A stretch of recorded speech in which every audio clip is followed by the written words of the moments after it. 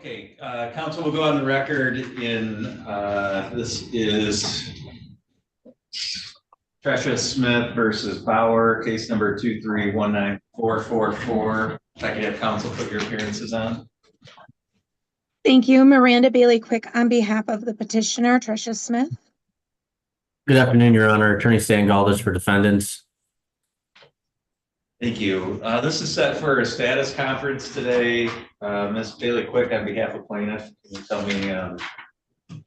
Yep, so the probate matter has been resolved.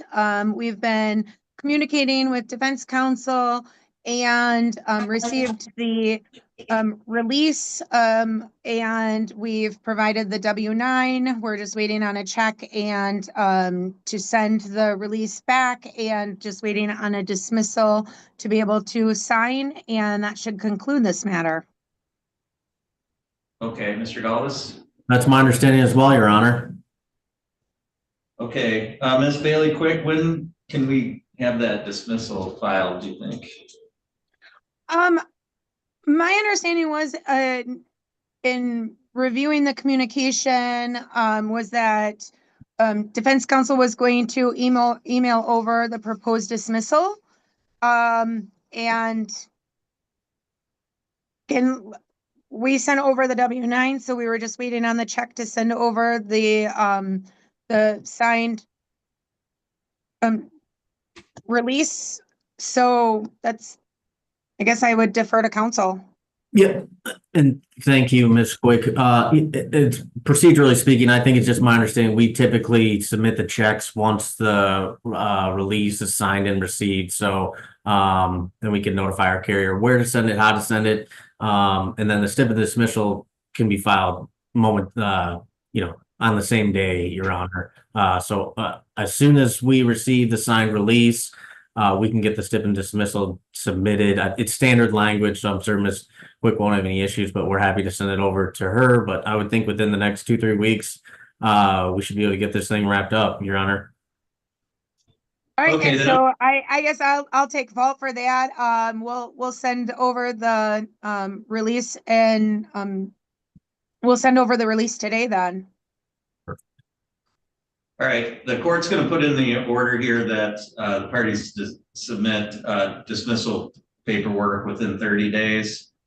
And that will be all. Anything else, Ms. Bailey Quick, that we need to address for the record today? No, Your Honor. Mr. Galdas? No, Your Honor. I find no fault with Ms. Quick. I think it's just a matter of procedurally getting the authority for them to execute the release. So I think maybe that was some of the hiccup, but we're all set. So thank you, Your Honor, for your time, and thank you, Ms. Quick. You're welcome. Okay. If you have a quick moment, if you'd like to give me a call, I have a few minutes.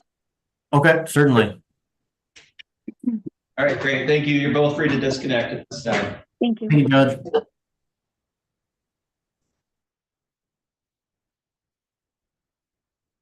For the record, the preceding about 5 minutes was Smith versus Bauer, case number 2319444.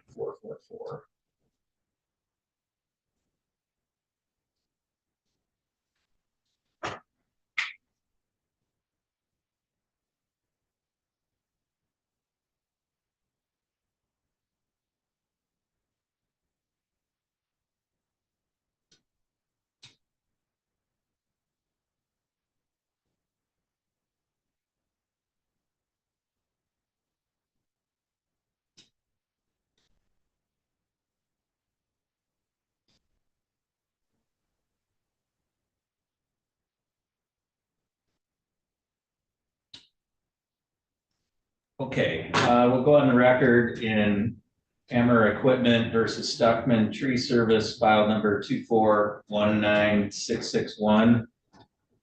Counsel, if I can have you put your appearance on. Yes, Craig Mears on behalf of plaintiff from Hammer Equipment Finance. Okay, thank you. This was set for 1:30. It's now 1:40 by my clock. I don't see any other counsel appearing today. Mr. Mearswa, can you tell me the status of this file right now? Yeah, Jacob Stuckman filed bankruptcy, Your Honor, months ago. And the case is proceeding. albeit a little bit slowly, but it is proceeding. So I did submit, I was looking back at my records. I did submit an order administratively closing the case. I don't think it was ever signed. Okay, I will check with my office and see what the status of that is, because yeah, we definitely want to get that signed, so I don't keep dragging you in for these kind of status conferences. So I would appreciate that. Yeah, that would. let me just put you on hold for 1 second and let me check here real quick, okay? Sure.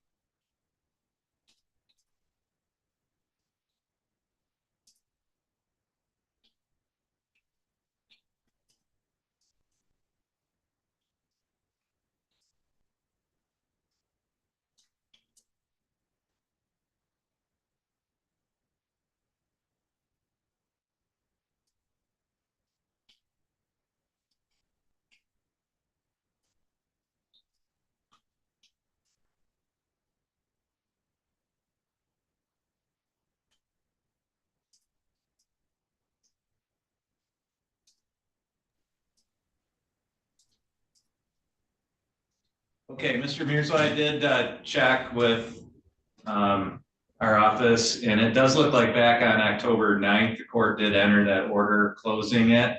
Oh, okay. But it just didn't get closed in our system, which generated this status conference, but we're gonna make that correction. So the court won't schedule any further dates until we get notice that the bankruptcy is resolved.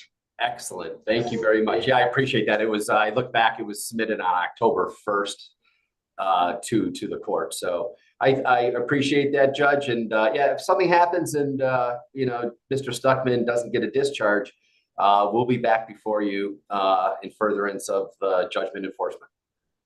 Okay, sounds good. Thank you. And you are free to disconnect. Thank you very much. Have a great day.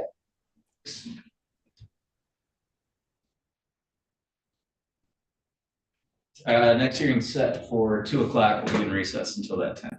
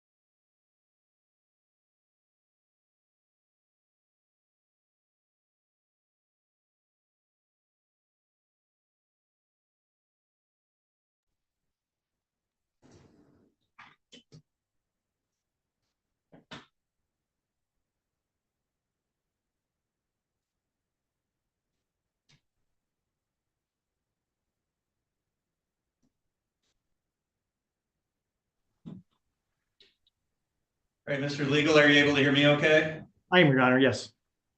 Okay, great. We'll go on the record now. This is Salo versus the Michigan Secretary of State, file number 2519969. Mr. Legal, if you could just put your appearance on. Kyle Legal on behalf of Albert Salo. This is set for a hearing today. Mr. Salo's driver's license was suspended as part of a OWI arrest and a first implied consent suspension. This is a hardship appeal of that. Mr. Legal, I did have a chance to review your motion and the facts supporting that. I also am in receipt of an assessment from Catholic Human Services, which I had a chance to review today prior to the hearing. Did you want to take some testimony from your client today, or how did you want to proceed? Yes, Your Honor. Okay. Mr. Salo, if you can raise your right hand, please. You solemnly swear or affirm the testimony you're about to give will be the truth, the whole truth, and nothing but the truth, so help you God? Yes, Your Honor. All right, thank you. You can lower your hand, and Mr. Legal, whenever you're ready, please proceed. Thank you. So, Mr. Salo, you were arrested on December 22nd of last year, is that correct? Yes. And you did not take the blood test, is that correct? Yes. Okay. You immediately involved yourself in counseling, is that correct? Yes. Okay. So what are you doing right now as far as counseling goes? I'm doing group counseling, and I'm doing in-person counseling. Okay. And have you drank since that offense? No. And what do you currently do for work? I work at Blarney Castle Easy Mart West Side. Okay. And you also have another business too, is that correct that you do? Yes. Okay. And what else do you do then? Irrigation service work during the summer. Okay. It starts the end of April. Okay. Is that an employment that you could do with public transportation? No. Do you have any friends or family that could help you No. make all those trips? No. Okay. And how many children do you have? 4, with 1 on the way. Okay. Your current employment, do you think that's something you could do through public transportation? Not currently. Okay. And is it also correct that you were arraigned today on the underlying matter that you got arrested for? Yes. Okay. And on Wednesday, you have a meeting with Luke Hamlin from the recovery court. Is that correct? Yes. Okay. All right. And at this time, you're not drinking and not intending to go back to drinking. Is No. that correct? Okay. No. All right. Thank you. All right. I have no other questions for Mr. Salo, Your Honor. All right. And Mr. Legal, it looks like in addition to the December 22nd arrest, that there was one prior OWI in July of 2023. Is that correct? That is correct. Okay. And do you know what the outcome of that was? Was that prosecuted and what the results were? That was an impaired driving was the final result. Did you have probation on that? No. All right. And I don't think he had probation on that matter. He was arraigned this morning. The prosecutor's office said that they are recommending him for this recovery court. So he is meeting with Mr. Hamlin. And that's one of the big reasons we want to try and get this suspension lifted, because through the recovery court, he'll have an opportunity to get an interlock in his car. And we didn't want to prevent his ability to drive if he's able to get that interlock in his car. Okay. All right. Anything you wanted to say, Mr. Legal, in support of the petition here? Yeah, we just asked the court to allow him to have those standard restrictions that are available on the court form. Has kind of the standard restrictions driving for employment, for any medical appointments, as well as any court processes. He's been suspended now without his license. This went into effect in the middle of January, so he's already had almost 60 days worth of this. And again, our goal here is to get him into that recovery court, hopefully get him on the interlock once he's served his time through the recovery court, so that he's able to work and take care of his family. Okay. All right. As I said, I had a chance to review the documentation that was submitted. Mr. Salo, your testimony here on the record was consistent with what was presented in the documentation. I think my biggest concern at this point, I think arguably there's a hardship here based on employment. I think my bigger concern is, frankly, some of the information that I read in the alcohol assessment that was done by Catholic Human Services. And so I think in the interest of public safety, And given the status of your underlying case, which I'm sure you're subject to a bond condition, which probably provides for some alcohol testing. But because you're not on probation yet, it sounds like you've just been arraigned. I'm not satisfied, again, for the sake of public safety, that there's adequate oversight of you at this point for me to be willing to reinstate your license even on a restricted basis. However, what I would propose, Mr. Legal, is that the court not rule one way or the other on the petition at this point. I think if Mr. Salo is coming back to me, in 30 days or whatever it is, that he's determined to be eligible, participating in the treatment court, I think that's a different story. I mean, I think at that point, there would be adequate oversight.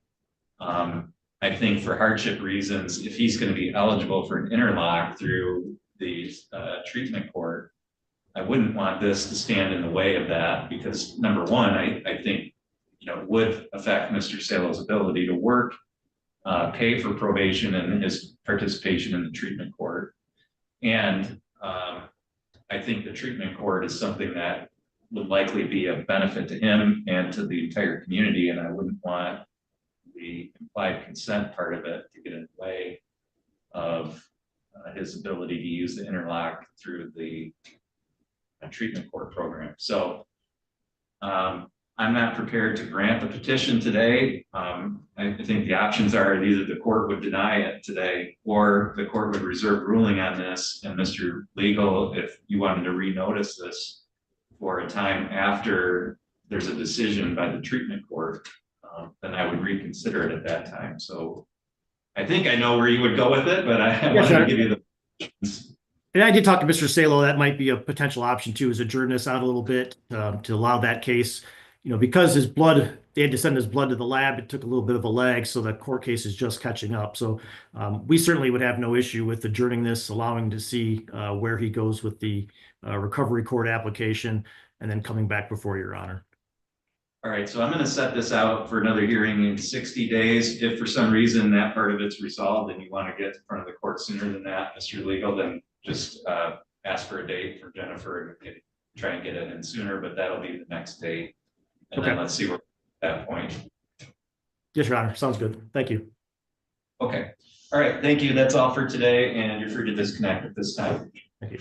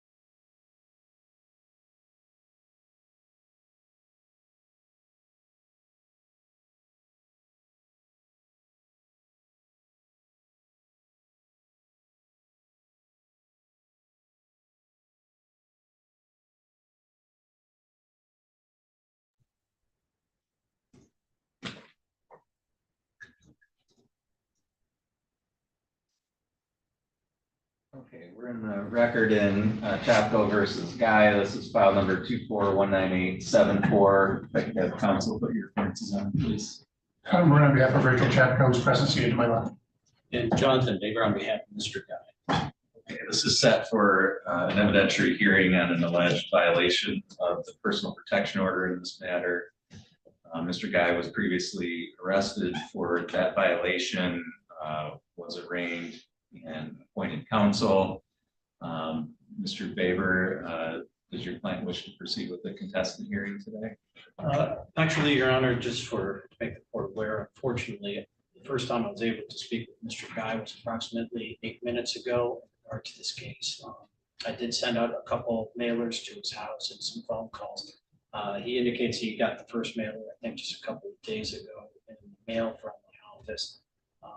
He also indicates to me that there's some paperwork he received from his court that he does have in his truck that he wants to review before it happens today in regard to this case.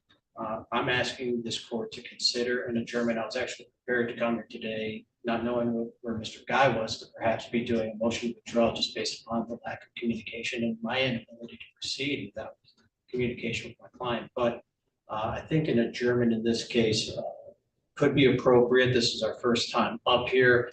Mr. Guy does have some health issues that I can attest to just on my brief interactions with him that may explain why it was slow for him to get in touch with me. I do not believe he's been in any violation since his arrest and arraignment in this particular case. I don't believe there's any threat to the plaintiff in this matter. Should we have another adjournment to give me an adequate time? Thank you, Mr. Vernon. Your Honor, I understand the reason for the request to adjourn. We're opposing that request. Every time we come here, it costs Ms. Chapco money and time away from work. It costs the staff that has to appear more time and money. This is not the first time for Ms. Chapco to appear. It's not the first time Mr. Guy had to appear. This is the first time that Mr. Baber had to appear. With regards to the issues, and Mr. Baber's suggestion that there's not a threat. The reason there was PPO in place is because there's legitimately a threat. That has not dissipated, as has in fact increased to the fact that Mr. Guy can't seem to comply with the court's previous orders. He still shows up at her place of employment with no reason for being there. So the risk is greater now than it was. The expenses continue to accumulate for the one person here who's done nothing wrong, and that's Ms. Chapco. So we would ask the court to take proofs today. Maybe if Mr. Baber wanted, a 15, 20-minute, half-hour to go over these things. I mean, the police report's a page and a half. It's not factually intensive. I just would really rather not have to reschedule this, come back up here and bill again for the same thing. Yeah, so, I mean, this matter was set for a hearing today. Mr. Guy was aware of this hearing. He was appointed counsel. Mr. Baber, I understand the position that you're in, but in my view, your client, for whatever reason, has chosen not to get in touch with you and not to make himself prepared for the hearing today. So I don't view it as, you violating your duty in any way. You've reached out and tried to reach him, and your client's, particularly in the position that you're in as a public defender, sometimes cooperate, sometimes they don't, and the degree to which they cooperate sometimes is unfortunate. But Mr. Guy, this is no big surprise here. I think what Mr. Baber is indicating to me in terms of your actions are consistent with the way you've kind of been looking at this all along, which is, I think, without an adequate amount of attention and seriousness on your part. And you've chosen to do that. So you're going to have to bear the consequences of your own decisions here in not getting in touch with your attorney so that he could be prepared to present your case. Also, I agree with Mr. Vernon. I mean, this is not a particularly factually complex set of circumstances here. The order is what it is. And Mr. Vernon's got the burden of going forward today as the party alleging the violation. There isn't a lot of discovery to be had or done. So I also agree with Mr. Vernon's statements that this is going to pose further inconvenience and costs on the petitioner, which aren't warranted. So we're going to proceed with the hearing, Mr. Baber. I will give you a minute or two if you want. Just after briefly talking with my client, maybe we briefly.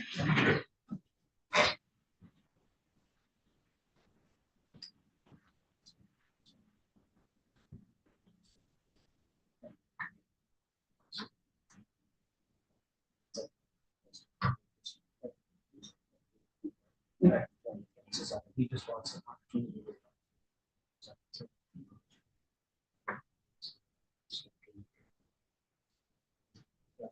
Which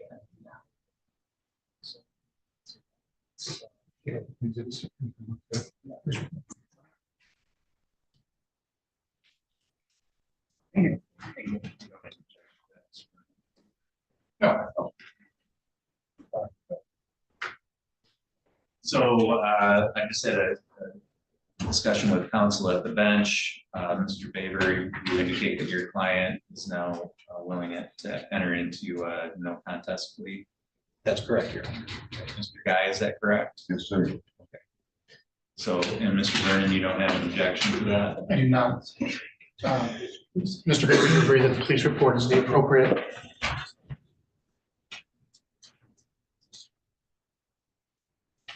Yeah, I've reviewed. There's no objection. Okay. It's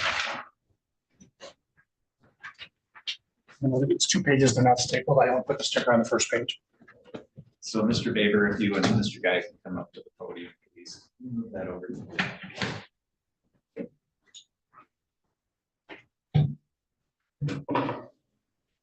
Thank you.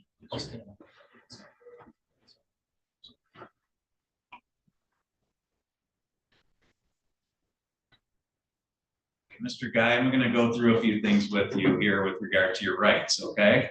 First, can you raise your right hand? Do you solemnly swear or affirm the testimony you're about to give will be the truth, the whole truth, and nothing but the truth, so help you God? Okay. Mr. Guy, you understand that you have the right to have a hearing as to whether or not you violated the personal protection order? Okay. You understand that by pleading no contest today that you're going to be giving up that right? Yes, sir. You understand that the maximum possible penalty that you could face for violating a personal protection order is up to 93 days in jail and or a $1,000 fine. Do you understand that? Yes, sir. All those things in mind, is it your wish to plead no contest today? No contest, sir. Has anyone threatened you with anything to get you to enter this plea? No, sir. Has anyone promised you anything? No, sir. Is it your own free choice to enter into this plea? Yes, sir, it is. So I did review the police report prior to the hearing today. Mr. Vernon, have you reviewed that? I have. Okay, and I'm referring to case number 25169000091. That's the report of the Otsego County Sheriff's Department. Mr. Vernon, would you agree that the information contained within that report would constitute a violation of the personal protection order? I do, Your Honor. I would specifically point to the section where the contact with the offender, where Mr. Guy was present on the protected person's business property or work property, that he identified that he was there to see his good friend Rachel Chapco.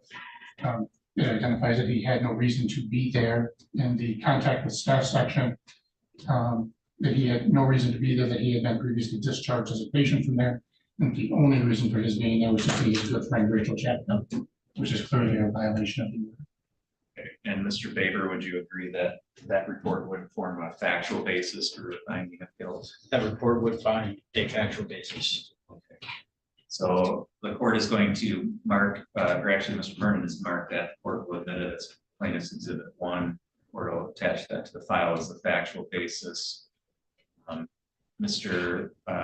Guy, the court finds that your plea is knowing, voluntary. The court finds that based on that information, there is a sufficient factual basis to support a finding that you did violate the order in this case.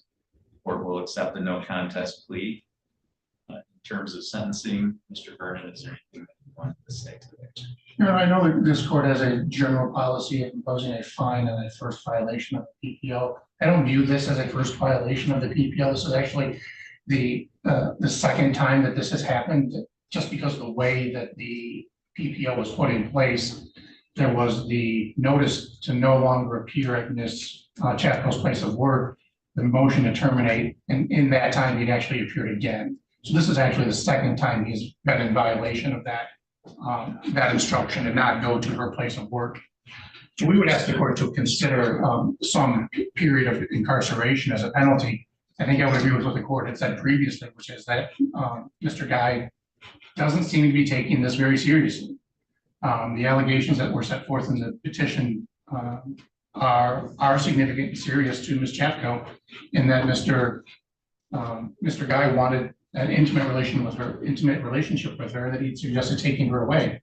I think there are some risks there, and I think those need to be followed through on. I mean, the fact that he told this court he had no interest in going back there at his motion to terminate. When the court denied, he said he had no interest and no reason to go back there, and we find him there again.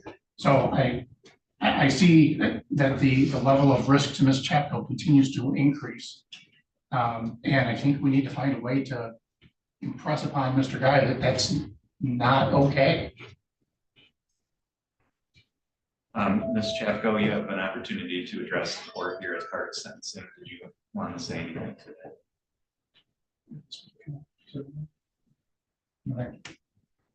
She indicated she does not wish to speak. Okay. Mr. Baber, anything on behalf of your client? First, on behalf of myself, I apologize for not having my phone in airplane mode. Actually, I didn't even notice that I was listening to this, guys. Okay. Well, regardless, I try not to make that mistake too often in my career. But what I can say is that this is truly the first technical violation of the PPO of my client is before this court for the first time on this. And I do believe that this case has impressed upon him an understanding that the PPO is still in place. As I said in my brief conversation with him, he discussed receiving paperwork from the court approximately a week after he was served with the original PPO. And he may have misinterpreted what that paperwork necessarily meant. When I talked to my client, he said if I knew the PPO was still in place, I wouldn't have gone back to that place of business. And when he indicated to me his desire to do a no contest plea, he said, if this will make the plaintiff feel safer and we can get on with this, I want to do the no contest plea. I know the factual background of this case primarily from reading the reports. To me, this is a situation where my client did have a sense of affection towards the plaintiff in this case, and for lack of a better term, I think he shot his shot, attempting to profess that desire to have a relationship beyond professional with her, and ultimately, I think he pursued it longer than he probably should have, given the indication from the plaintiff that she didn't reciprocate those same feelings back. But I don't believe my client still holds those same feelings and desires.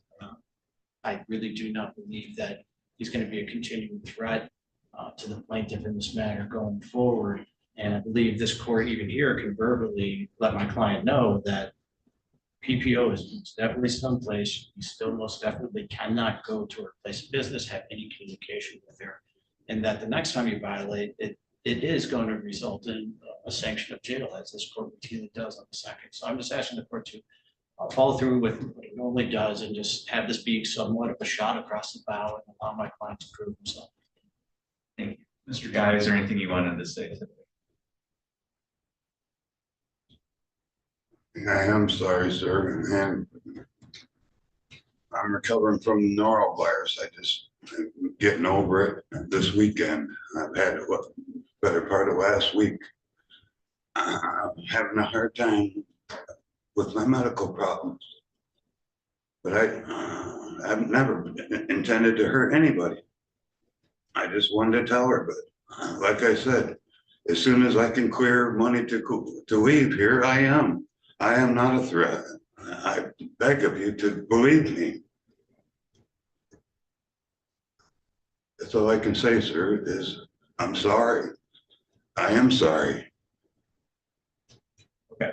All right, well, I'm obviously familiar with this case. We had a hearing previously on your motion to terminate. And part of the reason why I didn't terminate it, and I think I made the statement to you on that day, is that I didn't think you were taking this seriously. And I didn't think that without that order in place, you wouldn't try to contact Ms. Chapco again. And even with the order in place, you did that.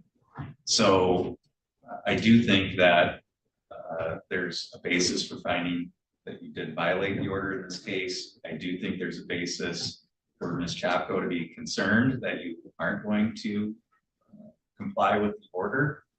The flip side of that is that this is the first finding that you violated the order.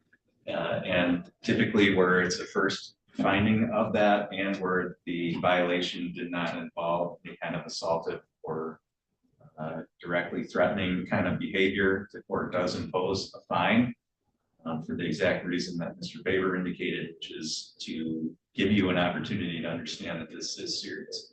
I will note that, you know, you were arrested on January 14th in the afternoon. You spent the night in jail because you weren't released until the 15th. So you did get a taste of what it's like to spend the night in the Otsego County Jail. I'm sure that wasn't a pleasant experience. I don't want to put you in jail because of your physical condition, but if you continue to violate this order, you're not going to leave me with any choice, because I'm not going to continue to allow you to violate the order without the punishments increasing as we go and as you continue to do it.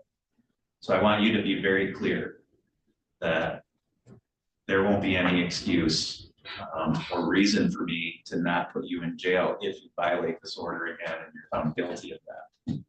Do you understand that? Yes, sir. Is there You'll never anything see- about what I'm saying that's not clear to you? you'll never see me again, sir. All right, that's fine. The other person, the more important person who should never see you again is Ms. Chapco. All right. Never will. sir. So this order is in place. It's going to be in place. You need to stay away from her. And if you want to avoid going to jail for longer than one day, this is your last chance to do that. Based on the violation here and the circumstances, the court is going to impose a $250 fine along with $100 in court costs.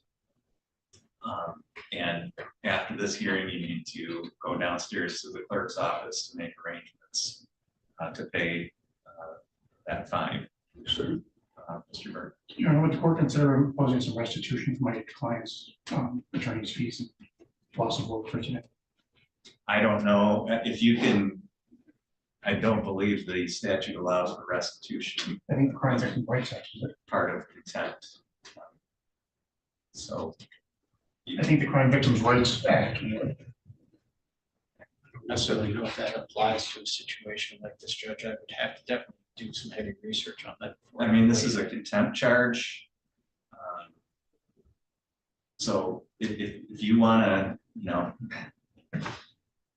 Let me take a quick break and see if that's something. that- I mean, the court wants to give me 14 days to file a brief if But it's then appropriate. the problem is if you're not, if Ms. Chapco is not entitled to it, then you're gonna have to incur more fees.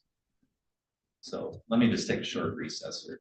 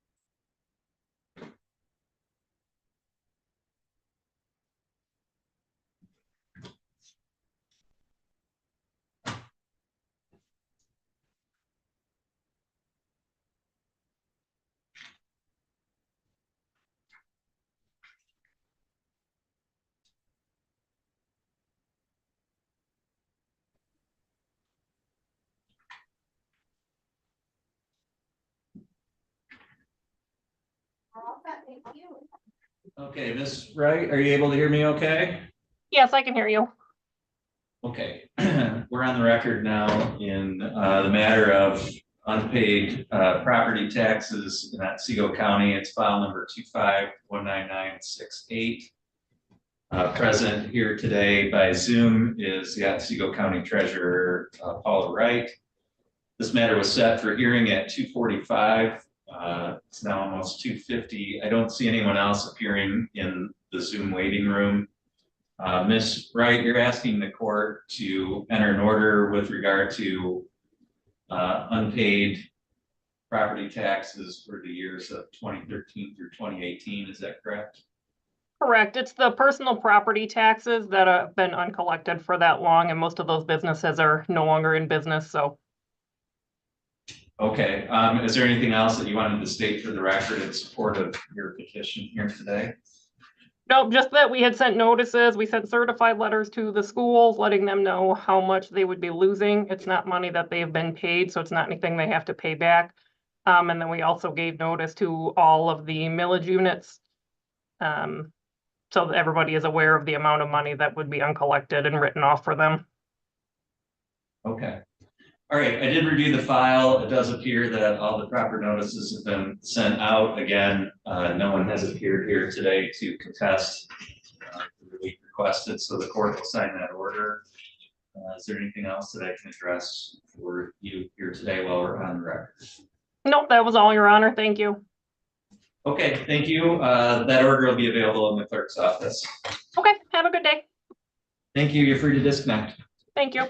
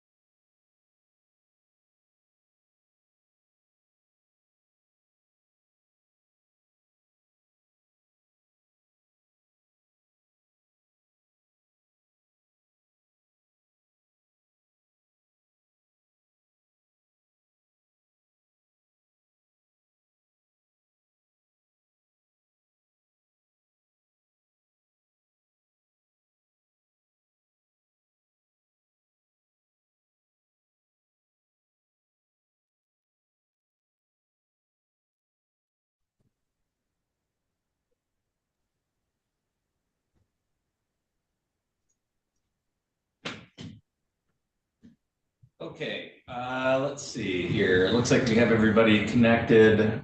So let's go on the record. This is Kalkaska County case number 2414652. And if I can have counsel put your appearances on, please. Melissa Umulis on behalf of plaintiff Joy Verdi Spanski. Good afternoon, Your Honor. Afternoon, Your Honor. Jonathan Tomas on behalf of the defendant Roger Spanski, who was also appearing this afternoon via Zoom.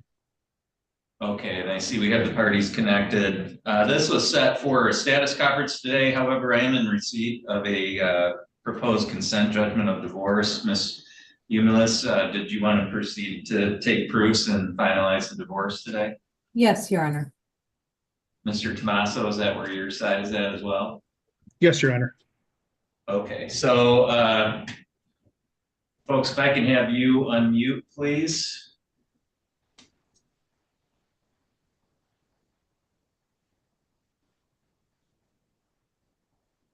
Here we go.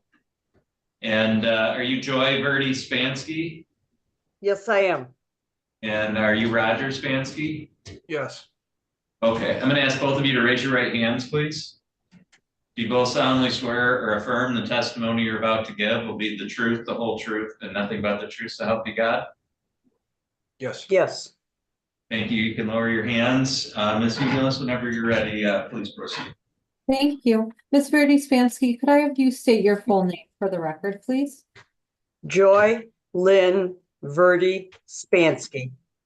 And you were married to the defendant on April 26th of 1996, is that correct? Yes. And you filed a complaint for divorce on or about November 25th of 2024? Yes. And at the time you filed your complaint for divorce, had you resided in the state of Michigan for at least 180 days before filing? Yes. And at the time you filed your complaint for divorce, had you resided in the county of Kalkaska for at least 10 days immediately before filing? Yes. And you and Mr. Spanski do not have any children together, is that correct? That is correct. And you're not currently pregnant? No, I'm not. And has there been a breakdown of your marital relationship such that the objects of matrimony have been destroyed? Yes. And do you believe that there's any likelihood of reconciliation between you and Mr. Spanski? No, I don't. And you and Mr. Spanski reached an agreement regarding division of your marital assets and liabilities, is that correct? That's correct. And that agreement is set forth in the terms of your judgment of divorce and property settlement agreement that have been submitted with the court? Yes.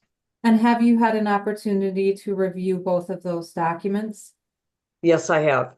And do you fully understand the terms set forth in each of those documents? Yes, I do. And do you believe that the terms regarding your division of marital property to be fair and equitable? Yes, I do. And pursuant to your agreement, neither you or Mr. Spanski is awarded spousal support, correct? Correct. And do you understand that that agreement is final and binding and that neither one of you could petition the court for spousal support in the future? Yes, I do. Okay, and at this time, are you asking that the court grant a divorce? Yes, I am. Thank you. Nothing further, Your Honor. Thank you. Mr. Tomaso, did you have any questions for Ms. Verdi Spanski? No, Your Honor. Okay, did you want to take any testimony from your client? Very briefly, Your Honor. If I may. Okay, proceed whenever you're ready. Thank you. Mr. Spanski, can you please just state your name for the record? Roger Spanski. And did you have a chance to review the proposed judgment of divorce and property settlement agreement? I have. And do you understand the contents of those documents? I do. And do you agree to be bound by those documents? I do.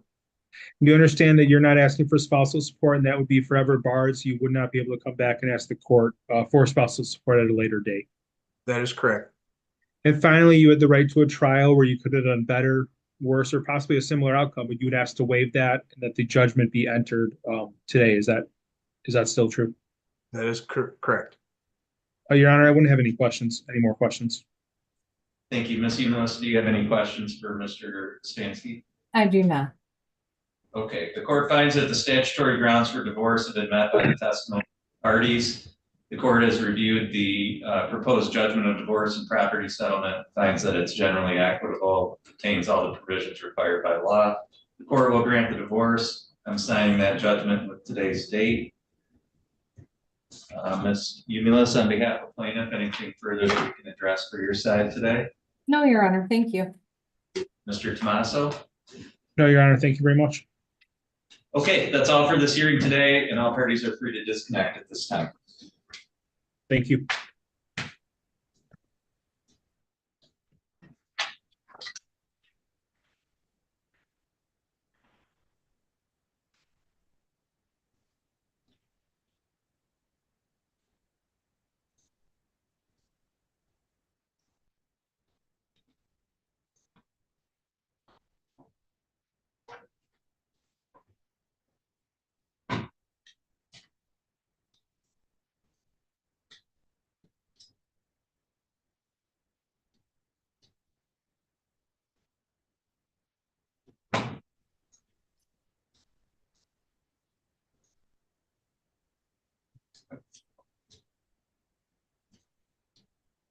Okay, Mr. Blumberg, do you have Ms. Carr present with you there? I do, Judge. I just want to make sure you're still talking to me after this morning. What? That's a big deal. No, I just want to make sure. Okay, and it looks like we have Mr. Carr connecting here. Mr. Carr, you're going to need to go into your Zoom app and connect your audio.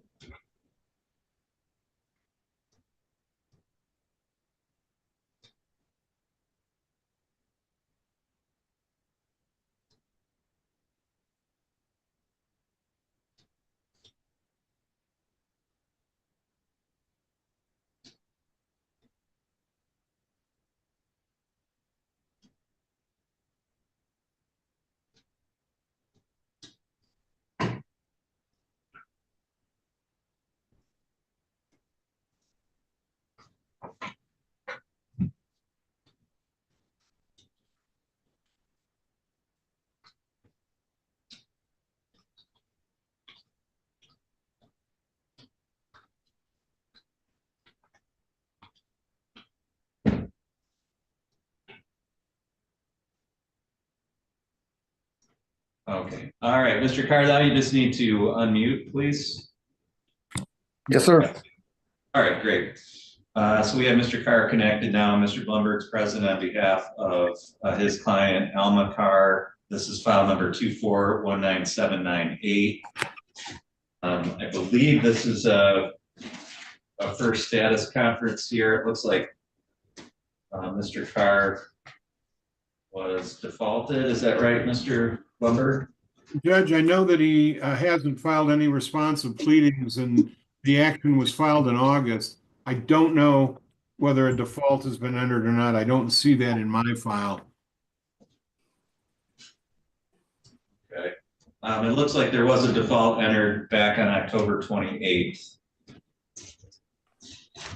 Well, okay. I guess I can report to the court that in spite of that, the parties have been communicating. And I think the parties have come to an agreement on all of the issues. And so while the judgment has not been completed yet, would the court be inclined to allow us to place the proofs on the record, or would that be for another day? I think we can do that. Mr. Carr, do you agree that any issues regarding the assets or debts of the marriage have been resolved? I mean, as far as I know, we've been working on it really hard, Your Honor. And as far as the default goes, when I moved, I thought I forwarded my address, but I didn't receive any of the paperwork other than when I was served my initial, served papers. So I did get for the Zoom meeting, but I didn't receive the other one. I have no reason to default on you or dishonor the court like that. Okay. All right. Do you agree that things are resolved so that or are there from your I couldn't tell you if they're fully resolved or not. I mean, as far as the the property and everything, we've agreed on when we sold the house that it was 50-50. I kept my truck and all the marital debt. I kept my credit card and all the marital debt. I bought a new house. but I mean, as that's what we're staying on that, and all our property was split up amicably and even. Okay. All right, so Mr. Blumberg, I guess let's take proofs from your client. If there are issues that arise, then we can always schedule further hearings if we need it. Great. So Ms. Carr, can you raise your right hand, please? Do you solemnly swear or affirm the testimony you're about to give will be the truth, the whole truth, and nothing but the truth, so help you God? I do. Thank you. You can lower your hand. Go ahead, Mr. Blumberg, whenever you're ready. Thank you. Alma, could you state your full name for the record? Alma Clarissa Carr. And you are the plaintiff in this action for divorce, is that correct? Yes. You had filed a complaint for divorce in August of 2024, and in it you alleged that on November 23rd of 1990, you married Mr. Carr in Crawford County, Michigan. Is that correct? It is correct. And that marriage was performed by an individual who was authorized to perform marriages. Is that correct? Correct. And you also alleged in your complaint that you had been a resident of the state of Michigan for at least 180 days before you filed your complaint. Is that correct? That is correct. and that you were a resident of Otsego County for at least 10 days immediately preceding the filing. Is that also correct? Correct. There are no minor children of this marriage, correct? Correct. And you allege that there had been a breakdown of the marriage relationship to the extent that the objects of matrimony had been destroyed, and there remained no reasonable likelihood that the marriage could be preserved. Was that true at the time that you filed? Correct. And is that true today? Yes. You understand that neither you nor your husband are seeking spousal support in this case, is that correct? Correct. And do you and Mr. Carr both understand that you're not going to be able to come back to court at a later date and ask the court to award spousal support? Correct. Okay. And again, you and Mr. Carr have divided up the assets of the marriage. The marital home was sold, and you and he split the proceeds from that sale. Is that correct? Correct. Have you and he are currently living separately? Is that correct? Correct. Okay. Has the personal property of the marriage been divided in a fair and equitable manner? Yes. Okay. I need to ask you this. You are not currently pregnant, are you? No. Okay. Is there any likelihood that this marriage could be preserved? No. And ultimately, once the judgment is prepared and signed, are you asking the judge to adopt the division of both the assets and the liabilities of the marriage in a fair and equitable manner? Okay, thank you. I have nothing further, Judge. All right, thank you. Mr. Carr, can you raise your right hand, please? Do you solemnly swear or affirm the testimony you're about to give will be the truth, the whole truth, and nothing but the truth, so help you God? Yes, sir, I do. Thank you. You can lower your hand. Mr. Carr, did you hear all the questions that Mr. Blumberg asked of Ms. Carr? Yes, sir. And did you hear all of her answers? Yes, sir. Do you have any reason to believe that any of the answers she gave were untrue? No, sir. All right, and you've indicated here a little bit earlier today that you believe all the issues relating to the division of the property have been resolved. Is that correct? Yes, sir. Okay. And you understand that as part of the divorce, you also won't be receiving any alimony or spousal support? Yes, sir. And as with Ms. Carr, you understand that you'll also be waiving that and you can't come back later and ask the court for that? Yes, sir. Okay. Mr. Blumberg, did you have any questions for Mr. Carr? I do not, Judge. Thank you. Okay. All right. The court finds that the statutory grounds for divorce have been met by the testimony of the parties. The court will grant the divorce. Mr. Carr, it sounds like Mr. Blumberg is going to prepare a judgment. That's the final document that finalizes the divorce. So until that's signed, it won't be finalized, even though we've taken the testimony and had the hearing today. Do you have any questions about that? No, sir. Okay. I say that because that's an important final step to follow through with, because again, what we've done here today doesn't finalize the divorce. It's the signing of that judgment that does. So, Mr. Blumberg, anything further that you need to address from your side today? No, Judge. Thank you. I don't believe so. Okay, thank you. That's all for this hearing today, and both parties are free to disconnect at this time.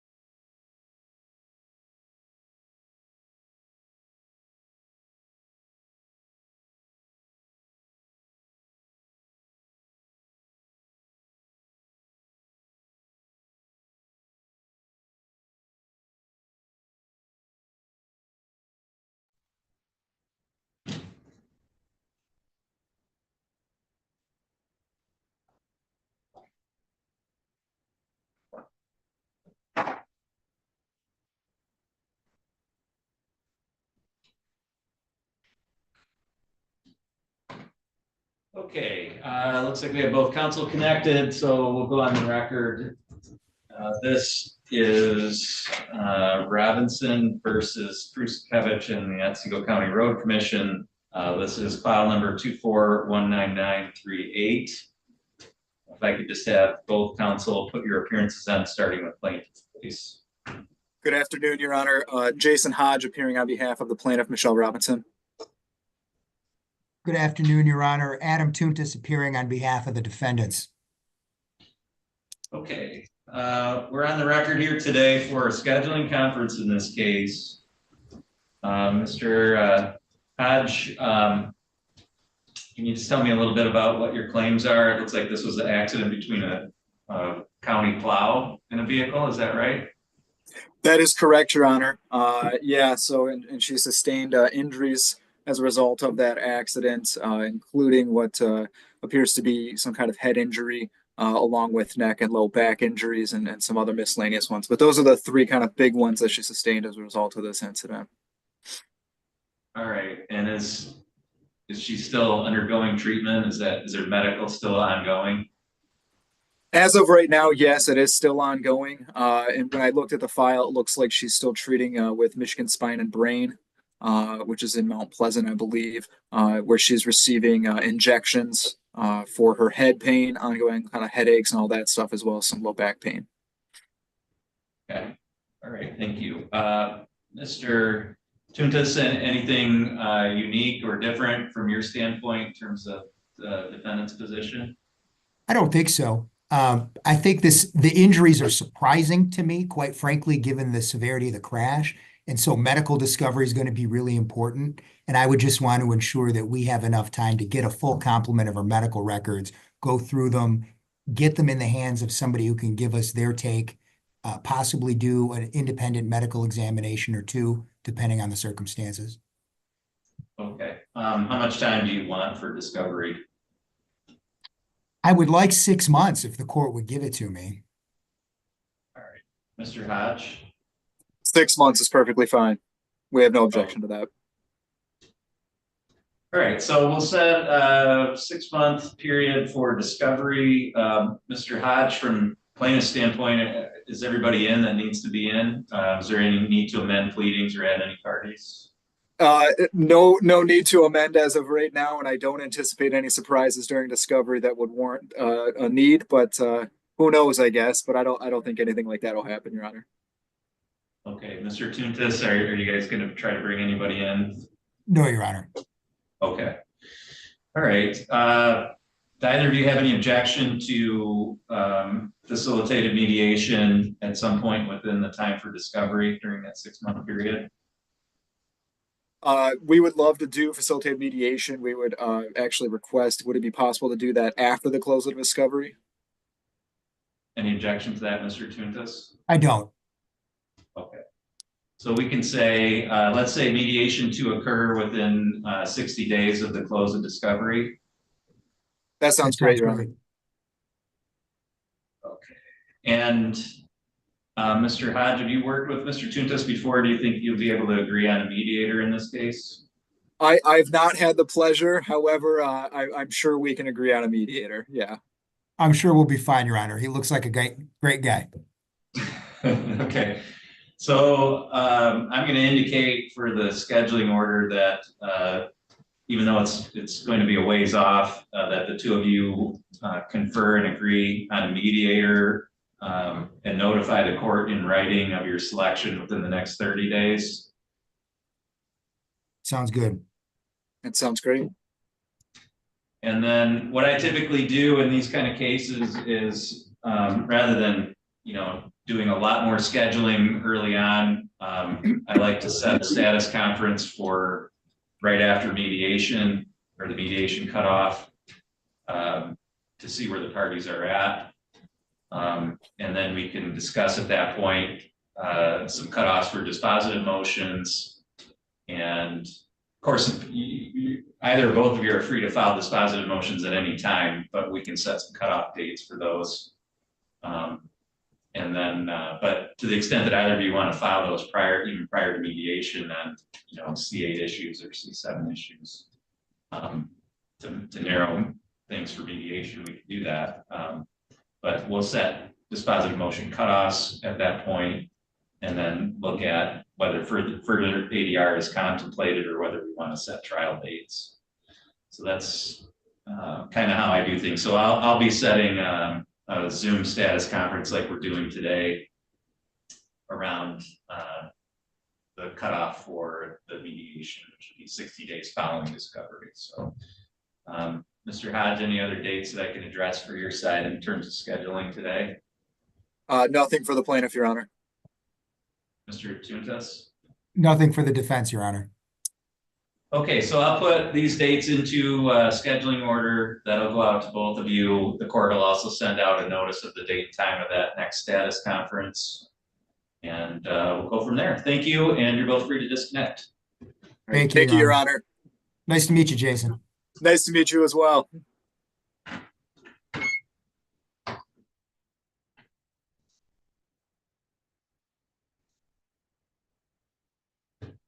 Okay, for the record, that was Robinson versus Trusevich, file number 2419938. I just clicked it now, but the previous 5 minutes or so was the status conference. That concludes the court's afternoon docket today. The court will be in recess until 9 a.m.